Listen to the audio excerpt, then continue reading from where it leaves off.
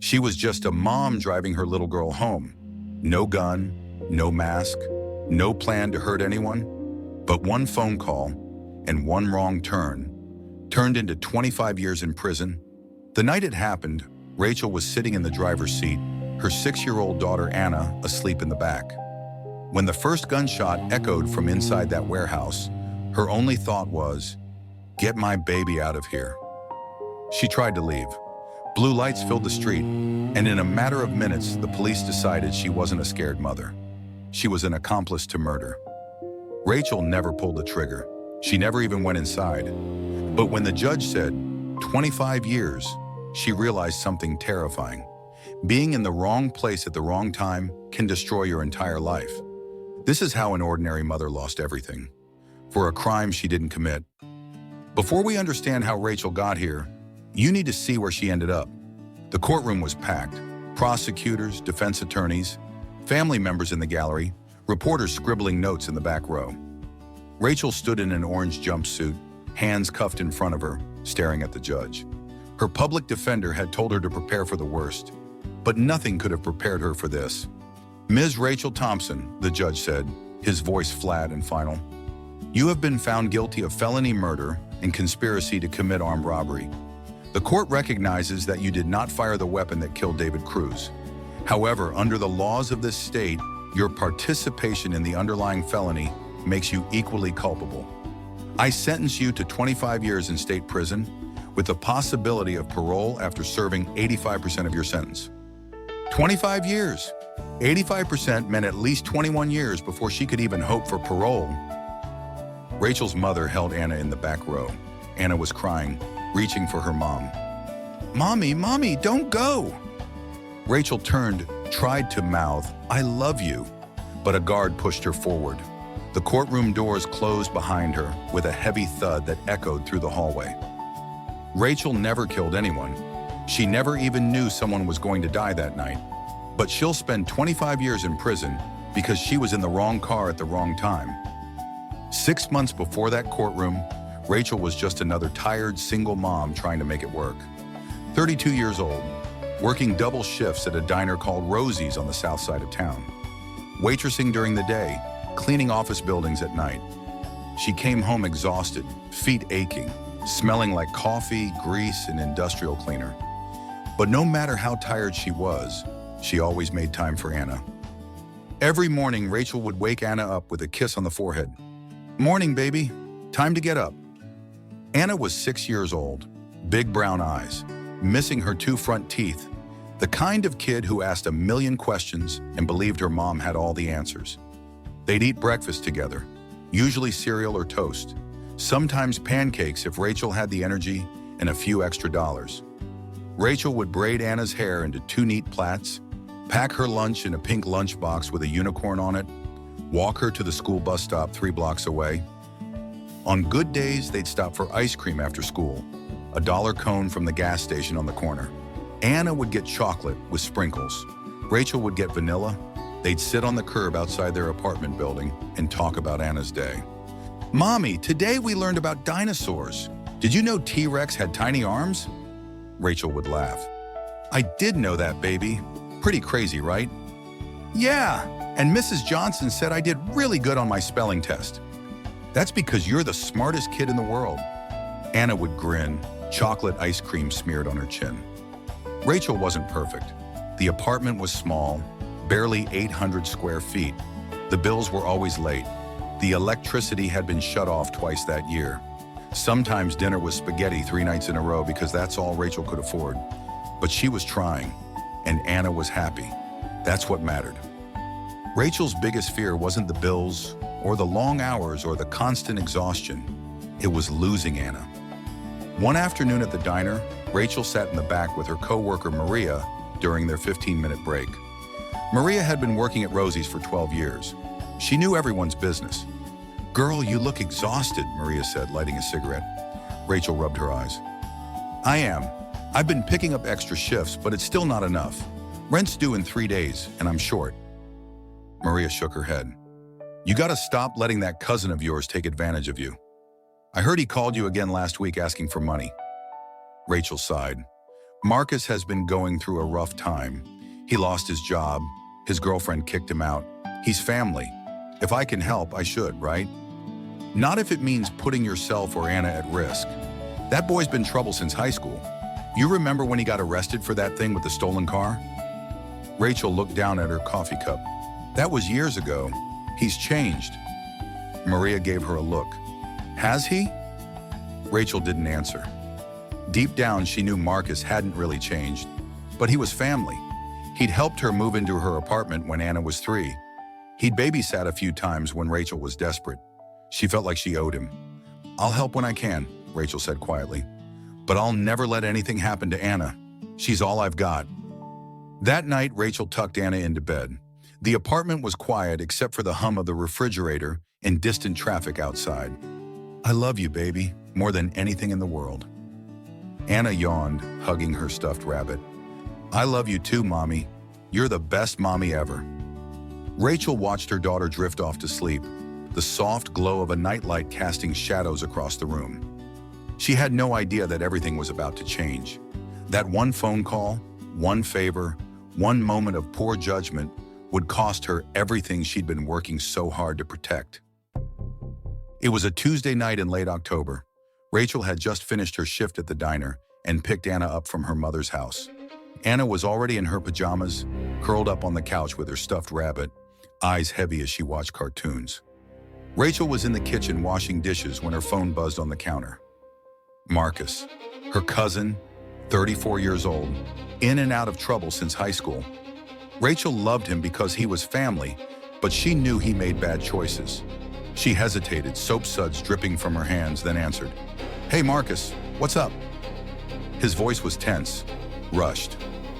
Rach, I need a favor. I'm stuck. I need a ride to pick up some money a guy owes me. Just 10 minutes, please. Rachel sighed, glancing at Anna on the couch. Marcus, it's almost 9. Anna's about to go to bed. Can't you get an Uber or something? I'm broke, Rach. You know that. And this guy, he won't be there much longer. He's only around tonight. I just need to grab the money and I'm good. It's $200 he owes me from a job we did last month. That's my rent money, please. You're all I've got. Rachel felt the familiar pull. Family, loyalty, guilt. The weight of being the responsible one who everyone turned to when they needed help. Marcus, I can't. Anna's here and I don't have a babysitter. Bring her. She'll sleep in the car. It's 10 minutes. In and out. I swear on everything, Rach. Please. I wouldn't ask if I wasn't desperate. Rachel looked at Anna on the couch. She didn't have a babysitter. She couldn't leave Anna alone. And if she said no, Marcus would probably guilt trip her for weeks. He'd helped her when she needed it. Family was supposed to help family. She exhaled, already regretting what she was about to say. Fine, but you have 5 minutes, Marcus, not 10. 5, and you better not make me regret this. You won't, I promise. Thank you, Rach. I owe you big time. Rachel hung up, looked at Anna sleeping peacefully on the couch, felt a knot tighten in her stomach. Come on, baby, we gotta make a quick stop. Rachel buckled Anna into the back seat.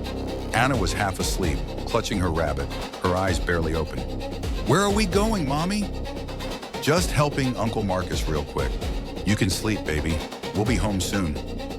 Rachel pulled out of the apartment parking lot and drove through the city. At first, the streets were familiar. The diner where she worked, the grocery store where she shopped, the library where she took Anna on weekends. But as she followed Marcus's directions, the streets got darker, fewer lights, fewer people. She turned onto an industrial road lined with warehouses and abandoned buildings. Graffiti covered the walls. Broken windows gaped like dark eyes. Her stomach tightened. This didn't feel right. Marcus was standing outside a warehouse at the end of the block, hands in his pockets, looking around nervously. There were 2 other cars parked nearby. Rachel didn't recognize them. Rachel pulled up next to him, rolled down the window. Marcus, what is this place? It's fine, just stay in the car. Engine off. Lock the doors. I'll be right back. 5 minutes, I promise. Rachel's instincts screamed at her to leave. Marcus, I don't like this. Who are those people? Marcus glanced at the other cars. Just some guys I know. Don't worry about it. Just stay here. Keep the doors locked. I'll be right back." He disappeared inside the warehouse before she could argue. Rachel turned off the engine like Marcus told her to, locked all the doors, checked on Anna in the rearview mirror. She was asleep, breathing softly, her rabbit tucked under her chin. Rachel stared at the warehouse entrance. She could hear muffled voices inside, men talking. She couldn't make out the words. She debated starting the car and leaving, just driving away. But what if Marcus got stranded here? What if he got mad and caused family drama? What if he really did need this money for rent? She looked at her phone. 9:17 p.m. She'd give him 5 minutes. If he wasn't back by 9:22, she was leaving with or without him. 2 minutes passed. Then Rachel heard it, shouting, loud, angry, men yelling at each other. She sat up straight, heart starting to pound. Something was wrong. She reached for the keys in the ignition. Then gunshots, sharp, deafening, echoing off the concrete walls. Bang, bang, bang, bang. Rachel's heart stopped. She fumbled with the keys, started the engine. "Wake up, Anna. We gotta go. Now." Anna stirred, confused and groggy. "Mommy, what's happening?" The warehouse door flew open. People ran out, some in masks, one man clutching his arm, blood visible even in the dim light, another stumbling, panicked. Rachel threw the car into reverse. Her hands were shaking so badly she could barely grip the steering wheel. Before she could move 10 feet, blue and red lights filled the street. Sirens wailed. Police cars came from every direction, tires squealing, blocking every exit. Officers jumped out, guns drawn, screaming, "Police! Turn off the engine! Put your hands where we can see them!" Rachel's entire body shook. She turned off the car, put her hands on the steering wheel where they could see them. "Please, I have a child in the car. I didn't do anything." 2 officers yanked her door open. Rough hands grabbed her, dragged her out of the car. They slammed her against the hood, face pressed against the cold metal. "Mommy, Mommy!" Anna screamed from the back seat. Rachel tried to lift her head. "Please, she's scared. Please don't scare her. I was just waiting for my cousin. I didn't know." "You have the right to remain silent," an officer said, twisting her arms behind her back. The handcuffs clicked tight around her wrists. "Anything you say can and will be used against you in a court of law." Another officer opened the back door, unbuckled Anna. Anna was crying hysterically, reaching for Rachel. "Mommy, Mommy, I want my mommy."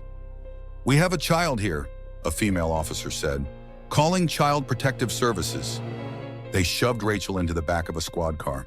Through the window, Rachel could see Anna being held by the female officer, crying so hard she could barely breathe. Rachel pounded on the window. "Anna, baby, it's okay. Mommy's okay." But Anna couldn't hear her. In less than 3 minutes, Rachel went from scared mother trying to help family to murder suspect sitting in the back of a police car. At the police station, 2 detectives sat across from Rachel in a small interrogation room. One was older, Detective Morris, gray hair, tired eyes, looked like he'd been doing this for 30 years. The other was younger, Detective Chen, aggressive, leaning forward with his arms crossed. "Why were you there, Rachel?" Detective Morris asked, his voice almost gentle. Rachel's voice shook. "My cousin called. He said he needed a ride to pick up money someone owed him. I didn't know what was happening inside. I never went in. I was just waiting in the car with my daughter." Detective Chen leaned forward. "You expect us to believe you had no idea what was going down? You just happened to be parked outside a drug deal with your kid in the car?" "Yes, I swear. I heard gunshots and tried to leave. That's when you showed up." Detective Morris slid a folder across the table, opened it. Inside were crime scene photos. A man lying on the concrete floor, blood pooled around him. "Someone died in there, Rachel. David Cruz, 38 years old, father of 2, shot 3 times in the chest. There was a drug deal, $50,000 in cash, 2 kilos of cocaine, 4 guns, and you were the getaway driver." Rachel's blood went cold. She felt like she was going to throw up. "What? No, I wasn't. I didn't even know there were drugs. I thought Marcus was picking up money someone owed him from a construction job or something. He didn't tell me anything about drugs or guns. Detective Chen stood up, paced around the room. That's what they all say. I didn't know. I was just giving a ride. But you know what? You were there. You waited. You had the engine running and ready to go. That makes you just as guilty as the guys who pulled the trigger. Rachel shook her head frantically. I turned the engine off.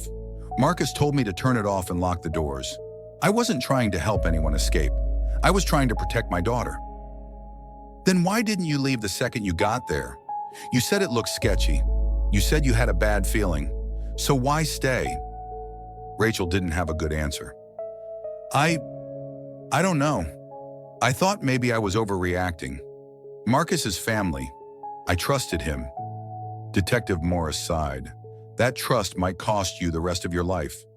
While Rachel was being interrogated, Anna was taken to stay with Rachel's mother, Helen. Grandma was 68 years old, arthritic hands, living on Social Security. She hadn't raised a young child in 30 years. Helen held Anna on the couch, rocking her, trying to stay calm even though her own hands were shaking. Where's Mommy? Anna sobbed, her face red and wet with tears. Why didn't she come home? Did the police take her? Grandma's voice cracked.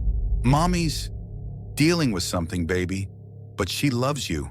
She loves you so much. Is she in trouble? Grandma couldn't lie to her granddaughter. Yes, baby, she's in trouble, but it's going to be okay. We're going to figure this out. But she didn't believe her own words. Rachel's first phone call from jail was to her mother. She'd been moved to the county jail, given an orange jumpsuit, assigned a cell. She waited in line for 2 hours to use the phone. When she finally got through, she could hear Anna crying in the background.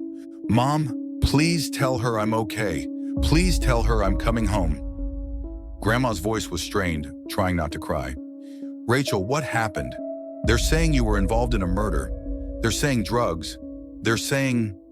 I wasn't. I swear on everything, Mom. I was just giving Marcus a ride. I didn't know what he was doing. I didn't know anyone was going to get hurt. I tried to leave when I heard the guns. I swear. Anna's voice cut through the background. Mommy, is that Mommy? Rachel broke, tears streaming down her face. I'm sorry, baby. Mommy's so sorry. I love you. I love you so much. I want you to come home, Mommy. I know, baby. I know, I'm trying. The automated voice cut in. You have 30 seconds remaining. Rachel spoke fast, her words tumbling out. Be good for Grandma, okay? Listen to her. Do your homework. Brush your teeth. And remember that Mommy loves you more than anything in the whole world. Okay, Mommy, I love you. The line went dead. Rachel stood there, holding the phone, tears streaming down her face, while other inmates waited impatiently behind her. Rachel's public defender was a man in his 40s named David Ross, overworked, underpaid, handling close to 200 cases at once with zero support staff. He sat across from Rachel in a small meeting room at the county jail 2 days after her arrest. Okay, Rachel, let me lay this out for you. You're being charged under felony murder law. Do you know what that means? Rachel shook her head, her hands clasped tightly in front of her. It means that if you participate in a felony, like a robbery or drug deal, and someone dies during the commission of that crime, you can be charged with murder. Even if you didn't pull the trigger, even if you didn't go inside, even if you were just sitting in the car, under the law, you're just as responsible as the person who fired the gun. Rachel's stomach dropped. She felt dizzy. But I didn't participate. I didn't know it was a crime. I thought I was giving my cousin a ride. That's what you say, but the prosecutor's going to argue that you were the getaway driver, that you knew what Marcus was doing, that you chose to be there, and they're going to use everything they can to prove it. What do you mean everything? David pulled out a folder. The police seized your phone. They found texts between you and Marcus from earlier that week. He mentioned picking something up. The prosecutor is going to say that proves you knew he was involved in something illegal. Rachel's eyes widened. That doesn't prove anything. He picks stuff up all the time. Tools, materials for construction jobs. I had no idea he meant drugs. I know, but it's enough for them to build a narrative. They're also going to argue that you brought your 6-year-old daughter to the scene of a violent crime.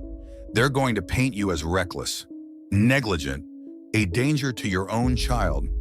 Rachel felt like the walls were closing in. But I didn't know it was dangerous.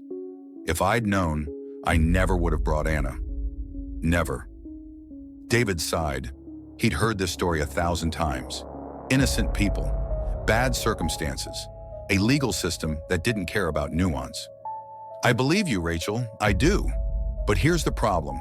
The law doesn't care about what you knew or didn't know. It cares about what you did. You drove to that warehouse, you waited, and during that time, a man was killed. That's enough. The prosecutor, a woman named Angela Hayes, was building her case methodically. She'd been a prosecutor for 15 years. She had an 87% conviction rate. She didn't lose often. She framed Rachel as a willing participant, a reckless mother who brought her 6-year-old daughter to a drug deal, someone who knew exactly what was happening and chose to help anyway. In her opening statement, she would say, Rachel Thompson had choices. She could have said no when Marcus called. She could have driven away when she arrived and saw the suspicious location. She could have called the police when she heard gunshots, but she didn't. She stayed. She waited.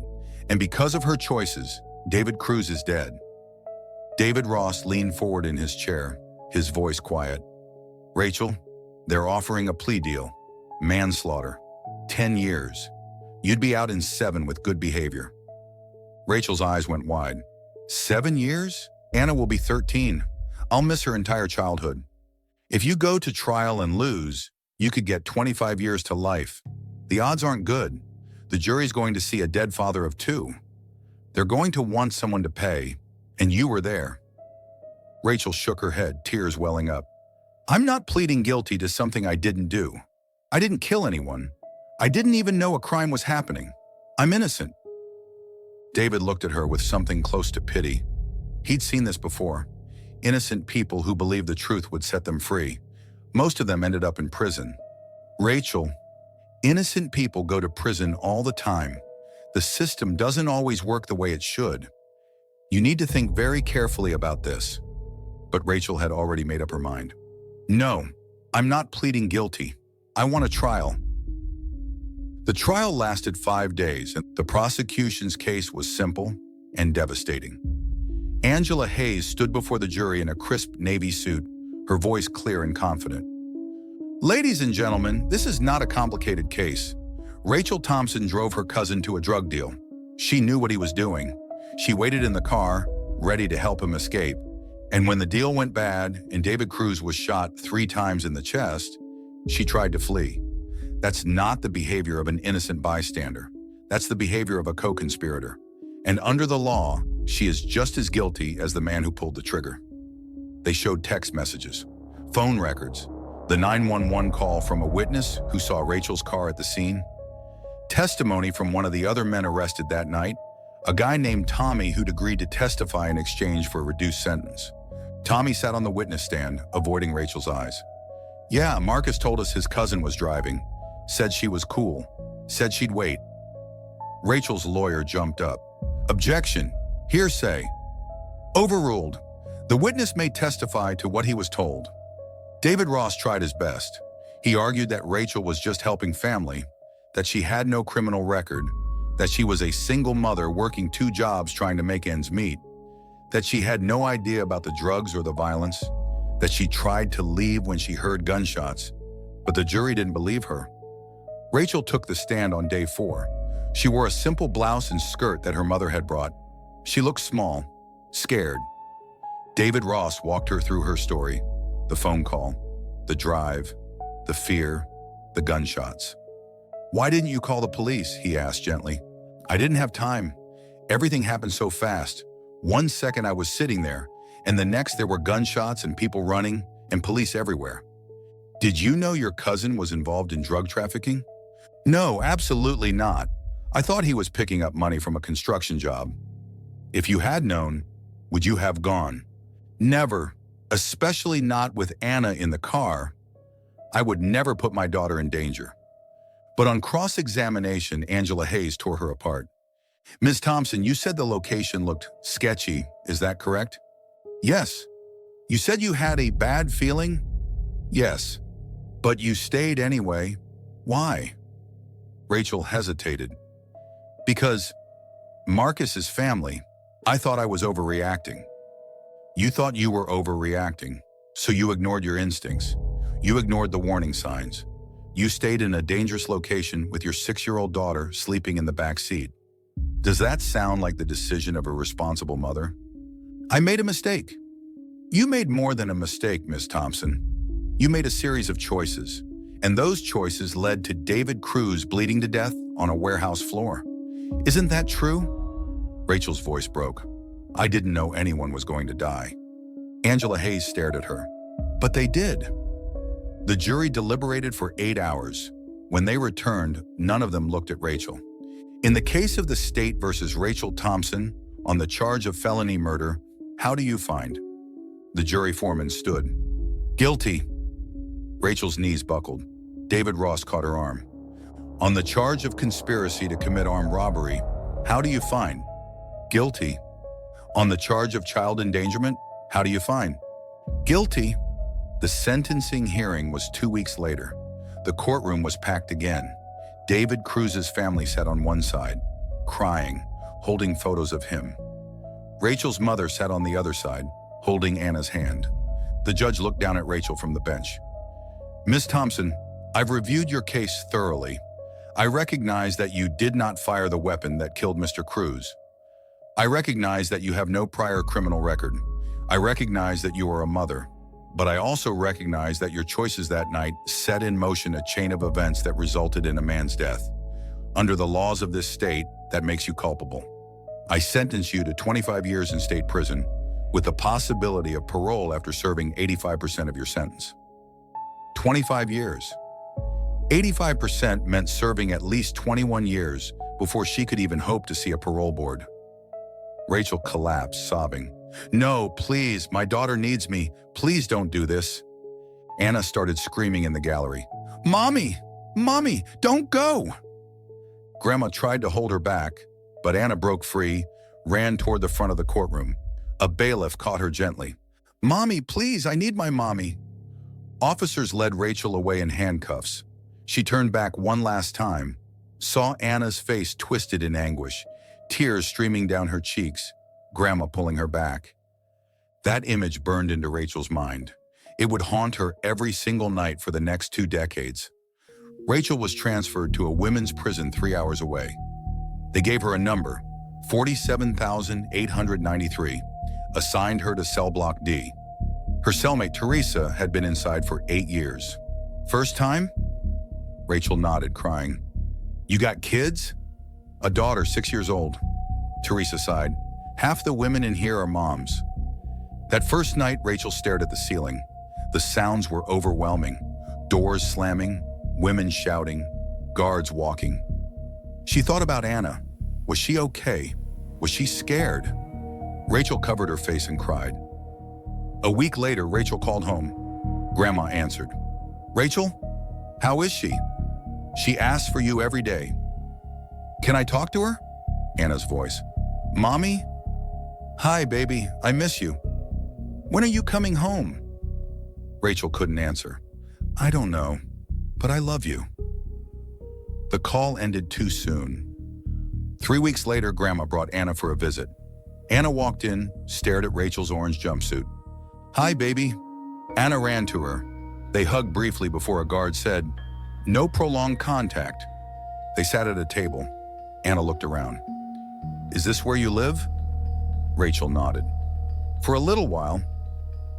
When are you coming home? Rachel didn't have an answer. When visiting hours ended, Anna clung to Rachel. Don't go, Mommy. The guard stepped forward. Time's up. Rachel watched them leave, tears streaming down her face. Days became weeks. Weeks became months.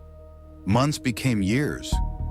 Rachel worked in the kitchen, stood for count, walked the yard, lights out at 9. Phone calls were her lifeline.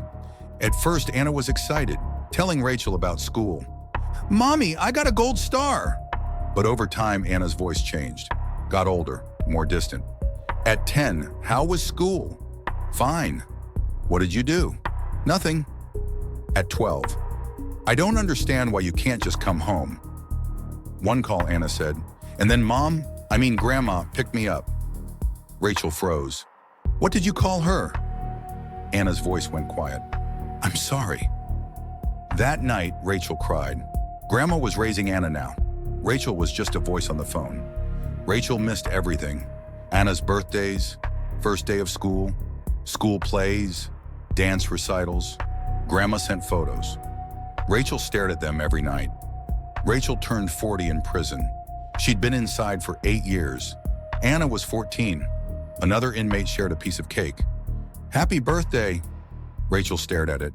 I've missed half her childhood. Every year the world moved forward.